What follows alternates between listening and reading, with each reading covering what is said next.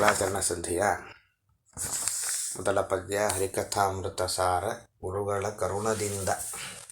ಹರಿಕಥಾಮೃತ ಸಾರ ಅಂದರೆ ಹರಿ ಪರಮಾತ್ಮನ ಕಥೆ, ಅವನ ವಿಷಯ, ಅವನ ಮಹತ್ವ ಅವೆಲ್ಲ ಗುರುಗಳ ಕರುಣದಿಂದ, ಗುರುಗಳ ಕಾರುಣ್ಯ. ನಮ್ಮ ಪೂರ್ವಾಚಾರ್ಯರ ಹಿಂದಿನ ಜ್ಞಾನ ಗುರುಗಳು ಮಧ್ವಾಚಾರ್ಯರು ಮುಂತಾದ ಅವರ ವಿಶೇಷ ಆಶೀರ್ವಾದ, ಅವರ ಅನುಗ್ರಹದಿಂದಾಗಿ ಆಪನಿತು ಬೇಡು. ಆಪನಿತು ಅಂದರೆ ಶಕ್ತಿ ಎಷ್ಟಿದೆಯೋ ನನಗೆ ಅಷ್ಟು ಹೇಳಿಲ್ಲ, ಉಳ್ಳವರ ಓದುಗರ ಸಾಮರ್ಥ್ಯಕ್ಕೆ ತಕ್ಕಷ್ಟು ನಾನು ಹೇಳ್ತಾ ಇದ್ದೇನೆ, ಹೇಳಿದ್ದೇನೆ. ಪರಮ ಭಗವದ್ಭಕ್ತರು, ಪರಮಾತ್ಮನ ಭಕ್ತರು ಅಂತ ಯಾರಿದ್ದಾರೋ ಅವರು ಆದರದಿ ಕೇಳುವುದು, ಬಹಳ ಭಕ್ತಿಯಿಂದ ಇದರ ಮೇಲೆ ಶ್ರದ್ಧೆ ಇಟ್ಟು ಇದನ್ನು ಕೇಳಬೇಕು ಅಂತಂದು ಪಲ್ಲವಿಯಲ್ಲಿ ಒಂದು ಪೀಠಿಗೆ ಮಂಗಳಾಚರಣೆ ಮಾಡಿ ಈ ಮೊದಲ ಪದ್ಯದಲ್ಲಿ ನರಸಿಂಹನನ್ನು ಪ್ರಾರ್ಥನೆ ಮಾಡ್ತಾರೆ. ಶ್ರೀರಮಣಿಕರ ಕಮಲ ಪೂಜಿತ ಶ್ರೀರಮಣಿ ಲಕ್ಷ್ಮೀದೇವಿಯ ಕರಕಮಲ ಅಂದರೆ ಹೇಗೆ ಒಂದು ತಾವರೆ ಕಮಲ ಕೋಮಲವು, ಹಾಗೆ ತಾವರೆಯಂತಿರುವ ಎರಡು ಕೈಗಳಿಂದ ಪೂಜಿತವಾದ ಚಾರುಚರಣ ಸರೋಜ ಸುಂದರವಾದ ಪಾದಕಮಲವುಳ್ಳವ ಪರಮಾತ್ಮ ಅಂದರೆ ಲಕ್ಷ್ಮೀದೇವಿಯ ಕೈಯೂ ಕೋಮಲ, ಅವನ ಪಾದವೂ ಕೋಮಲ ಅಂತ ಹೇಳೋದ್ರಿಂದ ಎರಡು ನೋಡಲಿಕ್ಕೆ ಲಕ್ಷ್ಮೀದೇವಿಯ ಪರಮಾತ್ಮನ ಪಾದ ನೋಡಲಿಕ್ಕೆ ಚಂದ, ಲಕ್ಷ್ಮೀದೇವಿಯ ಕೈ ನೋಡಲಿಕ್ಕೂ ಚಂದ. ಯಾಕೆ ಅವಳು ನಮ್ಮ ತಲೆ ಮೇಲೆ ಕೈ ಇಟ್ಟರೆ ಒಳ್ಳೆಯ ತತ್ವಜ್ಞಾನ ಬರುತ್ತೆ, ಸಂಪತ್ತಿನ ಪ್ರಾಪ್ತಿಯಾಗುತ್ತೆ. ಆದ್ದರಿಂದ ಬಹಳ ಅದ್ಭುತವಾದದ್ದು ಅನ್ನೋದನ್ನು ಸೂಚನೆ ಮಾಡಿದರು. ಹಾಗೆ ವಿನುತ ಅನೇಕ ದೇವತೆಗಳಿಂದ ವಿಶೇಷವಾಗಿ ಸ್ತೋತ್ರ ಮಾಡಿಸಿಕೊಳ್ಳಲ್ಪಡುವ ನೀನು. ಯಾರ್ಯಾರು? ಬ್ರಹ್ಮದೇವರು, ವಾಯು ಸಮೀರ ಅಂದರೆ ವಾಯುದೇವರು, ವಾಣಿ ಭಾರತೀದೇವಿ, ಫಣೀಂದ್ರ ಶೇಷದೇವರು, ವೀಂದ್ರ ಗರುಡ, ಭವ ರುದ್ರ, ಇಂದ್ರದೇವರು, ಮುಖ ಇವರೇ ಮುಂತಾದವರಿಂದ ವಿನುತ ಸ್ತೋತ್ರ ಮಾಡಿಸಿಕೊಳ್ಳಲ್ಪಡುವ ಪರಮಾತ್ಮ.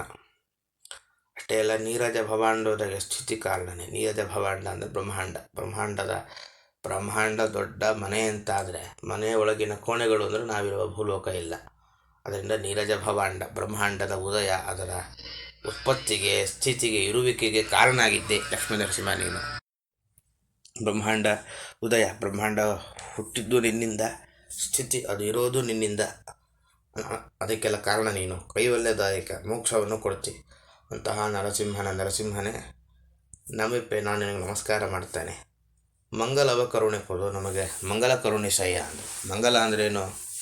ಕೆಟ್ಟದ್ದನ್ನು ಮಾಡದೆ ಒಳ್ಳೆಯದನ್ನು ಮಾಡೋದೇ ಮಂಗಳ ಅಂತ ಕರೀತಾರೆ. ಹಾಗೆ ಮಾಡುವಂತೆ ಮಾಡುವಂತ ವಿಶೇಷ ನರಸಿಂಹನ ಸ್ತೋತ್ರ ಮಾಡಿದ್ದು ಯಾಕೆ ಅಂದರೆ ನರಸಿಂಹ ರೂಪ ಅದು ಎಲ್ಲ ವಿಘ್ನವನ್ನು ಪರಿಹಾರ ಮಾಡೋ ರೂಪ. ಅದರಿಂದ 32 ಸಂಧಿ 10,000 ಪದ್ಯಗಳಿದೆ. ಆ ಚಿಂತನೆ ಆಗಬೇಕು ಅಂದರೆ ಅನೇಕ ವಿಘ್ನಗಳು ಬರೋ ಸಂಭವ ಇರುತ್ತೆ, ಅವೆಲ್ಲ ಪರಿಹಾರ ಆಗಲಿ ಎನ್ನುವ ದೃಷ್ಟಿಯಿಂದ ದಾಸರು ಇಲ್ಲಿ ಪ್ರಾರ್ಥನೆ ಮಾಡಿದ್ದಾರೆ. 2ನೇ ಪದ್ಯದಲ್ಲಿ ಮಹಾಲಕ್ಷ್ಮೀ ದೇವಿಯ ಪ್ರಾರ್ಥನೆ ಮಾಡ್ತಾರೆ. ಜಗದುದರನ ಅತಿ ವಿಮಲ ಗುಣರೂಪಗಳ ನಾಲೋಚನದಿ ಭಾರತ ನಿಗಮ ತತಿಗಳತಿಕ್ರಮಿಸಿ ಕ್ರಿಯಾ ವಿಶೇಷಗಳ ಬಗೆಯ ನೂತನವ ಕಾಣುತ್ತ ಮಿಗಿ ಹರುಷದಿಂ ಪೊಗಳಿ ಹಿಗ್ಗುವ ಜಗುಣಮಾನಿ ಮಹಾಲಕ್ಷ್ಮಿ ಸಂತೈಸಲನು ದಿನವು. ಪರಮಾತ್ಮ ಇಂಥವ ಜಗರುದರನ ಪ್ರಳಯ ಅಂತ ಆಗತ್ತೆ, ಆವಾಗ ಜಗತ್ತನ್ನೇ ಜನರನ್ನೇ ತನ್ನ ಹೊಟ್ಟೆ ಒಳಗಿಟ್ಟುಕೊಳ್ತಾನೆ. ಅಂತಹ ಪರಮಾತ್ಮ, ಅವನ ಅತಿ ವಿಮಲ ಗುಣರೂಪಗಳು, ಅತ್ಯಂತ ಶುದ್ಧವಾದ ಅವನಲ್ಲಿರುವ ಅನಂತ ಗುಣ, ಅವನು ಸ್ವೀಕಾರ ಮಾಡುವ ಅನಂತ ರೂಪ, ಅದರ ಬಗ್ಗೆ ನಿರಂತರ ರೂಪಗಳನ್ನು ನೋಡ್ತಾ ಅವನಲ್ಲಿ ಅನೇಕ ಗುಣಚಿಂತನೆ ಮಾಡ್ತಾ ಇರ್ತಾಳೆ ಮಹಾಲಕ್ಷ್ಮಿ. ಆಲೋಚನೆ, ಅವಳು ಸ್ವಲ್ಪ ಜಗತ್ತಿನ ವಿಷಯ ಆದರೆ ಆಲೋಚನೆ ಇಲ್ಲದೇನೆ ಜಗತ್ತಿನ ಬಗ್ಗೆ ತತ್ವಜ್ಞಾನ ಬರುತ್ತೆ ಅವಳಿಗೆ. ಆದರೆ ಪರಮಾತ್ಮನ ಈ ವಿಷಯದಲ್ಲಿ ಸ್ವಲ್ಪ ಆಲೋಚನೆ ಮಾಡಬೇಕಂತ. ಆಲೋಚನೆ ಮಾಡಿದ್ಲು ಅಂತಾದರೆ ಭಾರತ ನಮಗೆ ದೇವರನ್ನು ತೋರಿಸಿಕೊಡೋ ಗ್ರಂಥಗಳು ಯಾವ್ಯಾವುದು? ಮಹಾಭಾರತ. ಹಾಗೆ ನಿಗಮ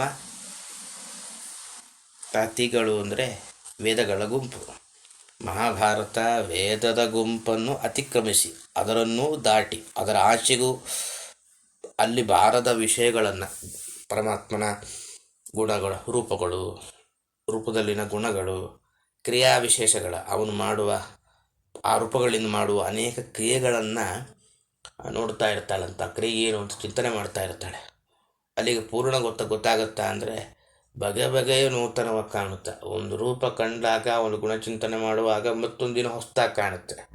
ಅವನ್ನೆಲ್ಲ ಒಂದು ಕ್ರಿಯಾ ವಿಶೇಷ, ಅವನು ಮಾಡೋ ಒಂದು ಕೆಲಸ ಸ್ಮರಣೆ ಮಾಡುವಾಗ ಇನ್ನೊಂದೇನೋ ಅಲ್ಲೊಂದು ಹೊಸತನ ಕಾಣುತ್ತೆ.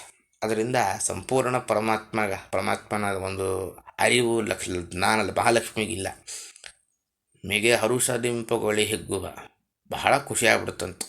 ಮಿಗೆ ಹರುಷದಿಂಪಗೊಳಿ ಪರಮಾತ್ಮನ ಮಹಿಮೆಯನ್ನು ಹೊಗಳ್ತಾ ಹಿಗ್ಗುವ, ಒಂಥರ ಮೈ ಮರೆತು ಇರ್ತಾಳೆ. ಅಂತಹ ತ್ರಿಗುಣಮಾನಿ ಅಂತ ಸತ್ವ, ರಜಸ್ಸು ಹಾಗೂ ತಪಸ್ಸೆಂಬ 3 ಗುಣಗಳಿದೆ. ಅದಕ್ಕೆ ಅಭಿಮಾನಿ ಮಹಾಲಕ್ಷ್ಮಿ ಅಂತ. ಸತ್ವಗುಣ ಜಾಸ್ತಿ ಆಯಿತು ಅಂದರೆ ಪರಮಾತ್ಮನ ಕಡೆ ಹೋಗೋ ಮನಸ್ಸು ಜಾಸ್ತಿ ಬರುತ್ತೆ. ಇನ್ನು ರಜೋಗುಣ ಅದರ ಪ್ರಭಾವ ಇದ್ದಾಗ ನಮಗೆ ಪರಮಾತ್ಮನ ಬಗ್ಗೆ ತಪ್ಪಾದ ಜ್ಞಾನ, ಆಲಸ್ಯ, ಅಥವಾ ಏನು ಆಲಸ್ಯ, ದೇವರ ಕಥೆ ಕೇಳಬೇಕು ಅಂದರೆ ಆಲಸ್ಯ ಬರ್ತಾ ಇರುತ್ತೆ. ಇನ್ನು ಕೊನೆಯದು ಒಂದು ಗುಣ ಇದೆ, ಅದು ತಮೋಗುಣ ಅಂದರೆ ನಿದ್ರೆ ಜಾಸ್ತಿ. ಮಹಾಲಕ್ಷ್ಮೀ ದೇವಿ ಉಪಾಸನೆ ಮಾಡಿದ್ರೆ ಅವಳ ಅನುಗ್ರಹದಿಂದ ಸತ್ವಗುಣ ಜಾಸ್ತಿಯಾಗಿ ಪರಮಾತ್ಮನ ಕಡೆ ಹೋಗುವ ಮನಸ್ಸು ಬರುತ್ತೆ. ಅಂತಹ ಮಹಾಲಕ್ಷ್ಮಿ ನೀನು ಸಂತೈಸಲಿ ಅನುದಿನವೂ, ನಮಗೆ ಸಂತೋಷ ಉಂಟು ಮಾಡು ಅಂತ. ಏನು ಸಂತೋಷ ಉಂಟು ಮಾಡು ಅಂತ ಅಭಿಪ್ರಾಯ. ಈ ಚಿಂತನೆ ಮಾಡಬೇಕು ಅಂದರೆ ಆರ್ಥಿಕವಾಗಿ ಒಂದು ಬಲ ಬರಬೇಕು. ಸಾಧನೆ ಮಾಡಲಿಕ್ಕೆ ಬೇಕಾದ ಒಂದು ಮನೆ ಬೇಕು, ಯಥಾಶಕ್ತಿ ಬದುಕಲಿಕ್ಕೆ ಬೇಕಾದ ಸಂಪತ್ತು ಬೇಕು. ಅವೆಲ್ಲ ಕೊಟ್ಟು ಅಭಿವೃದ್ಧಿ ಕೊಟ್ಟು ಸಂತೋಷವನ್ನು ಉಂಟು ಮಾಡು ನಮಗೆ ದೈಹಿಕವಾಗಿ ವಾತಾವರಣದ ಮೂಲಕ. ಆವಾಗ ನಮಗೆ ಈ ಚಿಂತನೆ ಜ್ಞಾನ ಸಾಧನೆ ಮಾಡ್ಕೊಳ್ಳಿಕ್ಕೆ ಅವಕಾಶ ಇರೋದರಿಂದ ಹೀಗೆ ದಿನ ಮಾಡು ಅಂತ ಮಹಾಲಕ್ಷ್ಮಿ ಪ್ರಾರ್ಥನೆ ಮಾಡ್ತಾಳೆ ಅಂತ ಹೇಳ್ತಾ ಈ ಚಿಂತನೆಯನ್ನು ಪರಮಾತ್ಮನ ಪಾದಕ್ಕೆ ಅರ್ಪಣೆ ಮಾಡೋಣ. ಶ್ರೀಕೃಷ್ಣಾರ್ಪಣಮಸ್ತು, ಮಧ್ವೇಶಾರ್ಪಣಮಸ್ತು. ಹರೇ ನಮಃ.